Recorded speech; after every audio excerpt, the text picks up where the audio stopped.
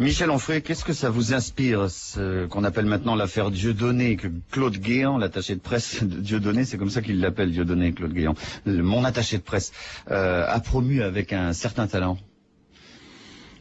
Je suis contre les interdictions. Je trouve que la démocratie va mal quand elle considère qu'il faut supprimer Dieudonné en imaginant qu'on aura supprimé le problème. Je veux dire, c'est casser le thermomètre en ayant l'impression qu'on va supprimer la température. Ce type est un symptôme, un pauvre type.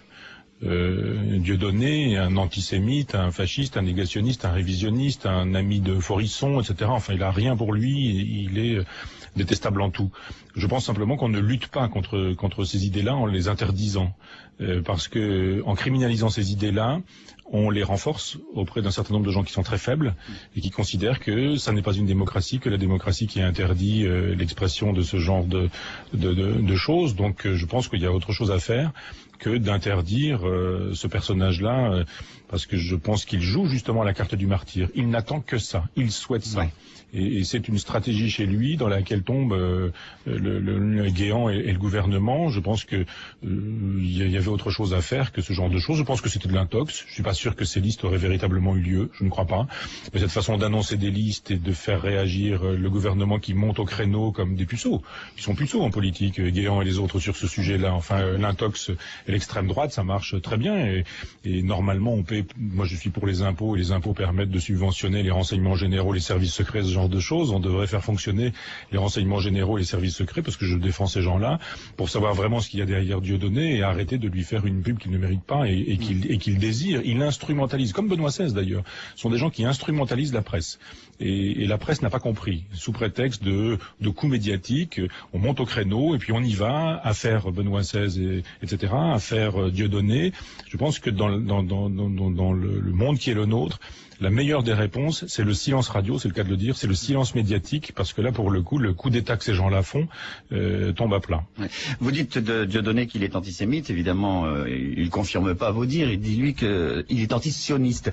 Mais alors je voulais vous demander, moralement, même enfin peut-être philosophiquement tout simplement, être antisioniste, c'est quoi? C'est moral, immoral, légal, illégal?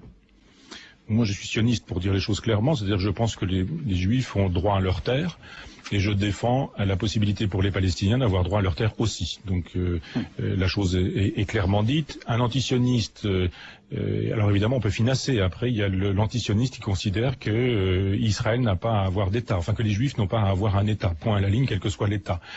Ça c'est de l'antisionisme absolu, je dirais. Puis après vous avez des antisionistes qui vous disent que le sionisme c'est l'expansionnisme. Moi j'ai lu Herzl et je considère que le sionisme c'est pas l'expansionnisme. Donc après on peut regarder avec des cartes, et certains disent mais l'État d'Israël c'est quoi?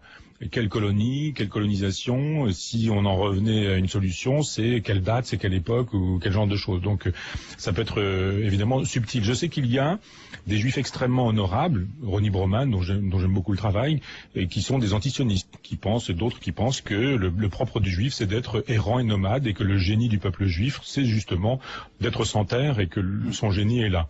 Peut-être, moi je ne suis pas habilité à donner un avis là-dessus, je pense que on peut considérer que dans la période du nationalisme, où les gens veulent leur nation, il est légitime que les Juifs aient droit à leur terre, et il était légitime qu'on puisse construire cet État d'Israël. Maintenant, comme ça s'est fait, avec expulsion, avec mépris des Palestiniens, avec colonisation, avec arrogance, avec suffisance, avec tout ce qui est insupportable à l'endroit du peuple palestinien, évidemment ça n'est pas défendable. C'est pas pour autant qu'il faut être antisioniste. Je pense qu'on doit pouvoir, défendre l'État d'Israël, défendre un État palestinien qui soit digne de ce nom. Maintenant, il serait bon qu'on considère que l'État palestinien n'a pas eu lieu parce qu'il y a aussi une mafia palestinienne, malheureusement. Il y a eu de l'argent qui a été donné, beaucoup d'argent européen, que cet argent-là, il n'arrive pas au peuple. Moi, je défends toujours les peuples contre les dirigeants. Et feu Yasser Arafat et sa veuve, en l'occurrence, ont quand même été des gens qui ont capté un certain nombre de subventions qui auraient pu faire le bonheur du peuple palestinien. Je pense que l'histoire est complexe, mais que les deux peuples ont droit chacun à leur terre, et que les deux peuples ont droit à la paix, à la sérénité, à la tranquillité. Il faut pour ça des gens de bonne volonté. Je crois simplement qu'un certain nombre d'antisionistes, c'est pour ça que je parlais de Ronnie Broman, je veux épargner ce monsieur qui est un grand monsieur, mais je pense qu'un certain nombre d'antisionistes cachent leur antisémitisme. Moi, je suis sioniste pour dire les choses clairement, c'est-à-dire que je pense que les Juifs ont droit à leur terre,